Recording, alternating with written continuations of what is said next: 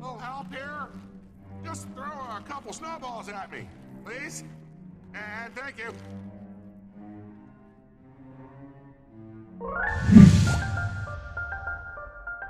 So, it's currently the morning of Christmas Day, and I'm realizing I haven't done a video on something super cool that just came to Guild Wars with the recent Wintersday festival, now about a week old, and that is the introduction of some new content for it. We've been speculating about and hoping about for at least 2 years now, maybe even 3, ever since raids were initially added as a thing. Yes, there is a new feature. It's the secret lair of the snowmen, and it was genuinely added. So on this video, I want to talk about the 2018 updates for the Wintersday festival. This day is mine. This lair is mine. You dare to challenge me? Diggins, freeze them out. This is a topic we often go into for the festivals. Oh, will the devs add something new beyond just updating rewards and whatnot? We kind of saw that with Halloween, where they introduced Reaper's Rumble, or reintroduced something the community had asked for a lot. And well, we have it here for the secret lair of the Snowmen too. The reason we talked about the secret lair so much before it even existed is because it was actually a feature of the festival from the original game. There were actually a lot of different components to Wintersday from Guild Wars 1. Not all of them get talked about much. Like, who remembers that really late edition, the MOBA style thing that took place around Ice, Tooth Cave, and Amber Rock? I don't know whether we'll ever see that become a thing in the sequel. Certainly no one really talks about it. But the secret lair was a big deal in the original, mainly because it was a place you could farm for an ultra rare mini, the mini polar bear. And so really what the festival meant in the original was massive grind for this, like winning the lottery. Imagine the Chak egg sack or a queen bee was associated with a dungeon only available in Wintersday. Well, there you have it. That's the idea of the feature. The first hints that maybe this was going to be a thing, for this year at least, go back to some of the promotional material the devs threw out to the internet announcing the festival, and it included a weird screenshot of a snowman's head in an area that might have been one of the areas of Wintersday. Was that Divinity's Reach decorated? Probably no. But was that a weird area of the Snowball Fights minigame, or maybe somewhere in Bellchoir, or somewhere in the Winter Wonderland jumping puzzle? What did it mean, if anything? Well, it turns out it was a cheeky nod and hint to the secret lair of the snowmen. Who are you to judge what we became once Dwayne abandoned us? I lead the snowmen. I give them purpose. So, we also have talked about this in 2017 and 2016. Why, in particular, those years? Well, beyond the simple desire to have this feature back, I guess it was also down to the fact there wasn't much raid content going on in those windows, I think. And people really like the idea of not just 5-man content, but maybe even 10-man content that you could do tied to a festival. And that's how the devs handled it in the end. Though, I talk about it as though it's some big recurring feature. Really, it's recurring lore and story. The gameplay of the sequel is very different, obviously, to the gameplay of the original. And aside from expanding on those characters and that area of the world, I really wouldn't expect much similarity. Going up to 10-man instead of 5-man is an interesting decision for the devs to have made, particularly considering it's not really raid-like in any other way. Yes, we're at 10-man scale, but it's not difficult. The Guild Wars 2 Secret Lair of the Snowman doesn't fracture itself into mini encounters you'll grind on for ages until you and your friends learn how to do it. There's not that sense of challenge or camaraderie you get. It's easy enough that you can just log in at any point, pug it, like I did it in the middle of the night, Christmas Eve, right? For this video is the footage you're watching here, and you can just drop in, play it on any old build. That's probably the better way for the devs to have implemented it, so that it's as accessible to as many people as possible, and the development efforts they put in are seen by as many as possible. And you've also got to see the fact that a time sensitive, as in the festival will go away, really challenging overwhelming piece of content might feel frustrating. Like, you log in and you feel like you're under this immense pressure to beat it really quickly, and if you can't, that might have felt super crappy, and they'd probably want to ward that off. That then takes us full circle then to why did they make it 10-man? I think that this content probably could have been 5, and 5-man you kind of feel the impact you have a bit more. The animations don't look so crazy. Is this just a statement from the devs basically saying, hey, we want everything at the 10-man scale now?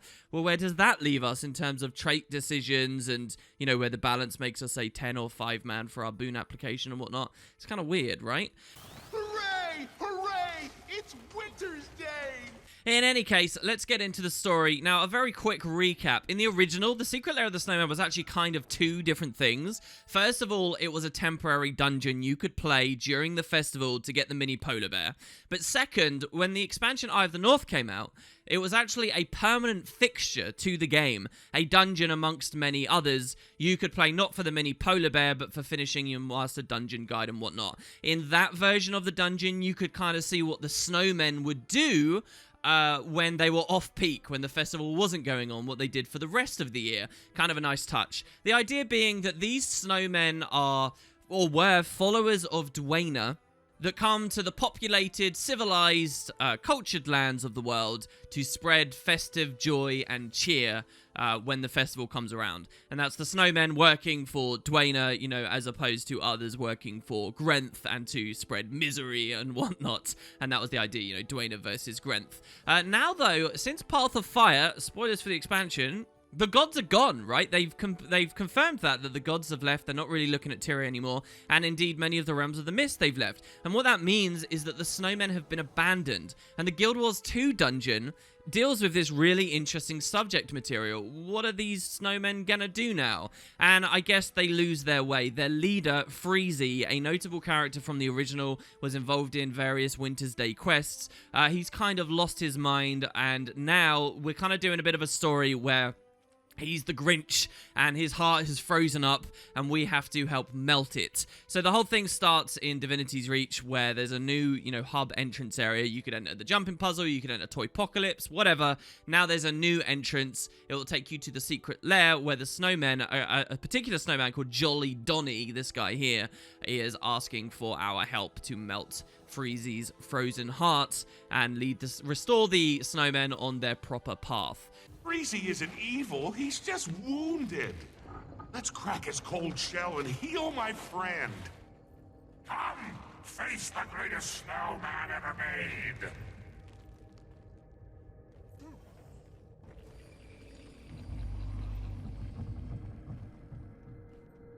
So, that's what you're watching I'm doing in the footage in the background. The dungeon starts with a simple task of throwing snowballs to melt Jolly Donny himself, and we kind of learn that there's power of warmth in these snowballs. We create them and spread our cheer. You find out that most of the snowmen, in fact all of them I guess, have been corrupted and kind of gone evil, so our job is to walk through the secret lair, defeating them in combat, and again, it's very easy stuff, and when you destroy them, they turn into regular snowmen and kind of bounce off all happy and sometimes speak to you and offer you words of gratitude. It's honestly really fun if you're in a very quick team as you play through this. When you do this first sequence as you progress over these bridges, to turn the camera around and you just see this army of snowmen happily bobbing their way back down the road.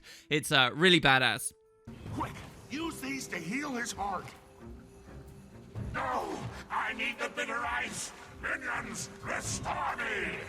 Kind of like a raid, the dungeon slowly introduces us to various mechanics. So here at this point, you start seeing these cracks of ice, and it's very simple. They do damage to you while you're standing on them. You might remember a mechanic exactly like this from the Underworld raid wing, but you don't stand on them, and these will be reincorporated in the boss fight at the end. As we travel, you've got Jolly Donny offering various bits of dialogue you've heard so far in the video, but also Freezy will kind of project his voice through the cavern. A beautiful area for what it's worth, though I think the footage speaks for itself. This isn't all just my reshade doing this, it just genuinely looks like a great area. Freezy will project his voice throughout the cavern and kind of talk about all these evil things now that Dwayne has abandoned them. I wish I could say a little bit more in terms of story discussion and speculation with you guys about this, but the devs were quite good, I guess, to put it one way, at touching on this subject material, but not really giving us much tangible to speculate on.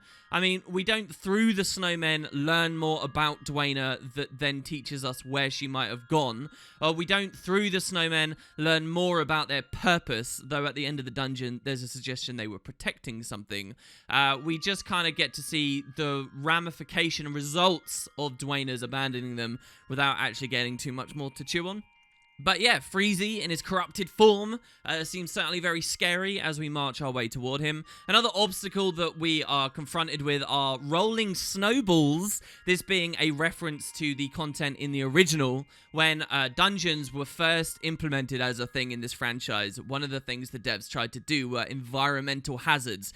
And this often meant boulders of death rolling down hills toward you that if you touched, you got one shot. In Guild Wars 1's movement system, they could be a bit of a threat, and they were actually something to consider. Here in Guild Wars 2, the boulders just feel so small, and I feel like I can move so fast, it's not really much of anything. You just kind of walk around them, and there you go, you're done. And finally, we come to the end chamber, where we get to take out Freezy.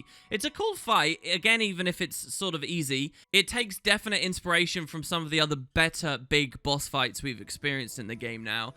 The first phase, we have to break through his icy shell, which releases Freezy's heart, and we then have to spread out, grab snowballs, and throw them at the heart to, you know, warm it up. Once you've warmed the heart up, you go back to fighting the regular boss again, and it kind of goes through phases like that. But every time you make a bit more progress, a new mechanic is introduced. The first of the mechanics, I think, once again, is snowballs. Unlike the ones that are just rolling towards you in the dungeon regular, these ones in the boss fight are a bit more threatening. Basically, a snowball will be chasing one of the 10 players whose job it is to get away from the boss, because if you stand next to the boss, the snowball will roll into the whole group and, you know, do tons of damage to everyone. So, kind of a basic fixation mechanic. I like this stuff. It's kind of a good introduction and stepping stone into a lot of things people do experience in the regular raids for maybe those intimidated to play them, you know, kind of like an easy mode. A bit like how fractals are, I guess, at the low scales. This is kind of like a low-scale raid experience, in a way. Although, obviously, I don't think it's formally here to be a training ground for that stuff. But yeah, so you get the snowballs chasing you. That's the first mechanic. Another mechanic is a giant icy laser beam. So the character you've been seeing me play is my dwarf character. I thought was quite fitting to return to a dungeon area like this. And he's super tanky, and he's a healer, basically.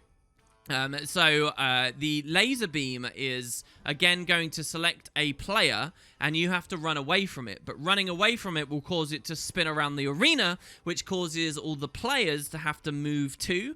Luckily for me, on this tanky dwarf build I've got, I can kind of just stand still and let the laser beam hit me, which means no one has to move, and it's a bit of a minor perk, I suppose.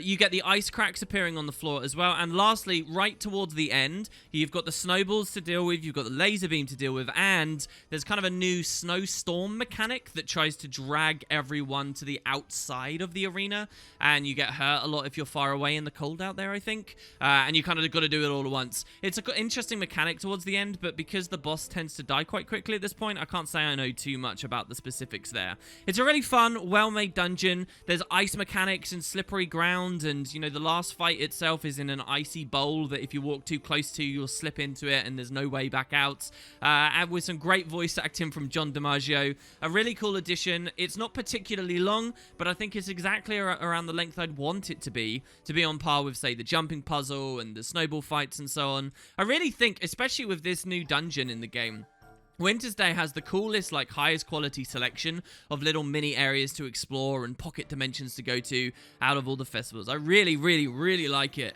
even though most people, I think, do consider Halloween to be the better of the big festivals out there. I don't know, with the Festival of the Four Winds having returned in 2018, Guild Wars 2's got a hell of a lot of cool things that cycle in and out now. I wonder if this is also the start of something new for the devs too, where we can actually start expecting new content each festival season. Oh, I see you'd like to play. Friends, thank you for mending my heart. Sorry for being such a jerk. It feels good to be all snow again. I'm full of Wintersday joy, and it's time to share it round.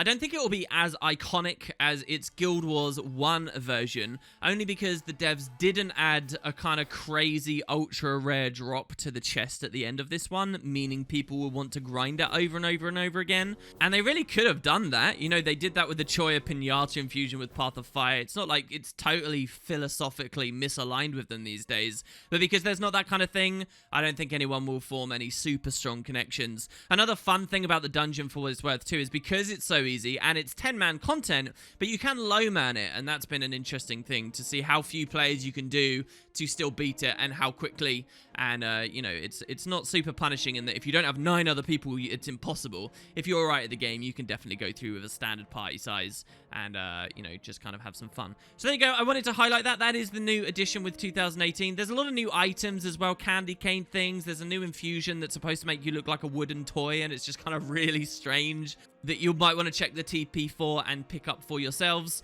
There is a hidden achievement where you find the bones of an old dwarf, Lost King Hudar, who is mentioned in the lore for the dungeon in the original, the Master Dungeon Guide. But yeah, definitely check it out. It's very easy to do. A reason to check out Wintersday if you've been ignoring it this season so far. And if not, well, hopefully this spotlight has been something of an insight for you. Thanks very much for watching, guys. I hope you have a great Christmas, and if nothing else is going on, at least you got a video here. I'm also doing a giveaway, so check that out for a Guild Wars 2 Collector's Edition. That'll be a separate production you'll hopefully find on the channel already if you have a quick look. And until next time, hope you have a good one. I'll see you soon.